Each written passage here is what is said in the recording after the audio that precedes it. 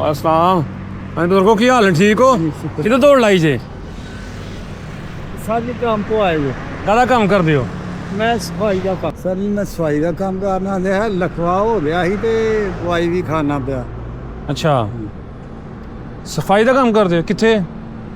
दरानी सर्जिकल मैं सर्जिकल वाले तनखावां नहीं देंदे पीड़ियां बैठियां ਜਿਹੜੀਆਂ ਨੇ ਉਹ ਫਿਰ ਤਨਖਾਹ ਪਾਦੀਆਂ ਸੀ ਹੁਣ ਵਡੇਰੇ ਬੰਦੇ ਆ ਉਹ ਉਹ ਛੱਡਦੇ ਤਾਂ ਨਹੀਂ ਹੋਰ ਕਿਸੇ ਫੈਕਟਰੀ ਵਾਲੇ ਨੇ ਰੱਖਣਾ ਕੋਈ सही हो गया 50 ਸਾਲ ਹੁੰਦਾ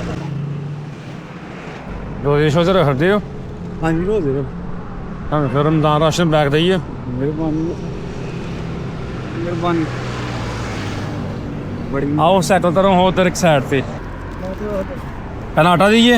नहीं तो बाद में पहले उत्ते आटा रख ए लो है आ गया राशन बैग। हाँ जी तन आटा देना एक मिठा वाले बने ना जी रखो बस। ए लो आटा